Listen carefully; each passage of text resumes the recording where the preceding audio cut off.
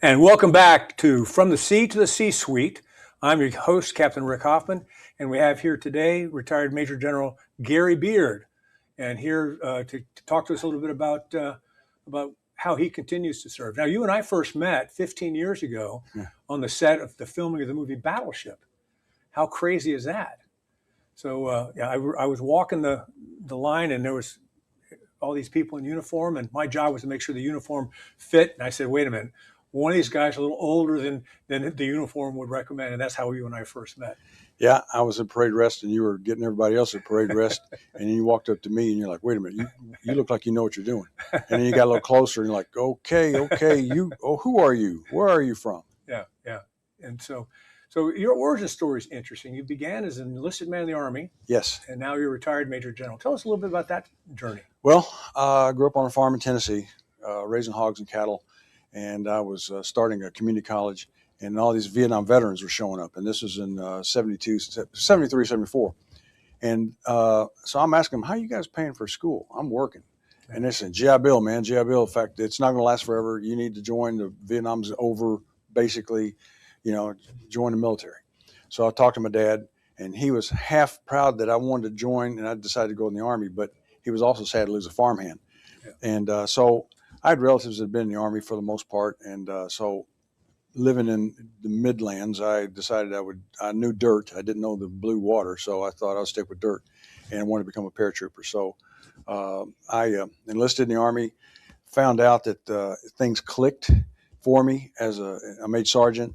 And so when my discharge ended, my contract ended, I had the GI Bill and went back to school. And while I was in school, thought, you know what, maybe I could become an officer and do more things with the Army. So I got into Army ROTC. Okay. And here I am.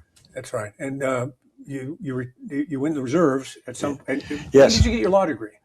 Well, after the reserves, I actually I was in Fort Bragg, North Carolina, jumping out of airplanes, living the dream. And one day I got a letter. This is before emails. I got a letter from the assignment branch in the Army saying, "Guess what? You're going to Fort Riley, Kansas." And of course, being the wise guy that I am, I called them and I said, "Wait a minute, sir, what airborne unit is in Fort Riley?" Yeah. No one answered. But he goes, "No," he goes, "Beard, you're going to have to start working for a living. You've had too much fun. It's time to go to work." And so after 6 years of commission time, I went ahead and resigned. For me, the music stopped. I said, I'm loving what I'm doing, but now, like Kansas, I don't know, mech infantry, that's not for me. So I resigned and went to law school.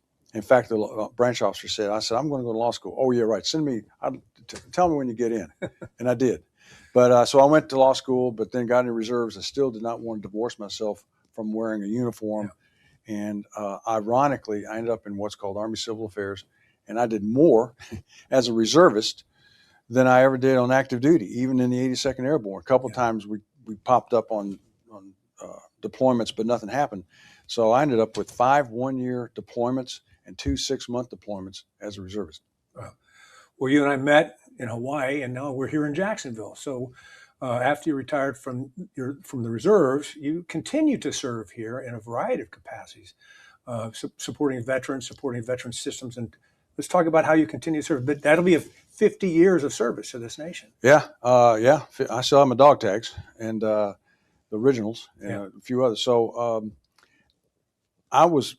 if it wasn't for the Army, I would not have had a good career with everything else, because the GI Bill and other things, the education that the Army gave me, all kinds of different schools, leadership training and stuff.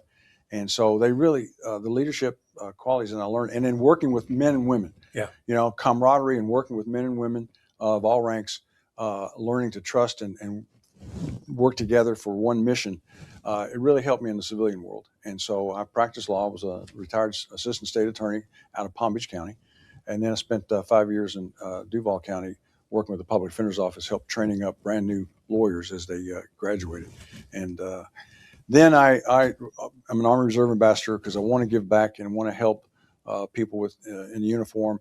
Then I also work I'm a chairman of the board for the 5-Star Homeless Veterans Center here in Jacksonville, taking care of those that have need some help and get them back on their feet. And we've had a 90% success rate in 10 years. And the success rate is they get a job, they get a place to live, and they're successful. A couple own homes. now after going through the program. It's about a 12 to 18 month program. A lot of VA assistance and others. Wounded Warrior Project helps us. Yeah. And then I sometimes, as I was mentioning earlier, I work on the USS Orlick, so I'm learning all about ships. I'm fascinated. How's by that working out for you there as a ground pounder? It's fascinating. All the And you're a little gizmos. tall too. That ship was built in World War II. Yeah, I have to duck a lot. a lot of headbangers. Yeah, and the knee knockers. I've knee learned knockers about and that. headbangers. Yeah, absolutely. So no, it's really fun, and I enjoy it. And that's a camaraderie because I'm working with other veterans. A lot are my age. A couple have worked on this ship back in the day. So there's that sense of camaraderie. We call that crew. The crew, okay, yeah. the crew, and so they welcome me, and we do things, and so I don't mind. I roll up my sleeves and scrub just like everybody else, and we have a good time. And so the big thing is just to give back to the community, especially the veterans who've done so much.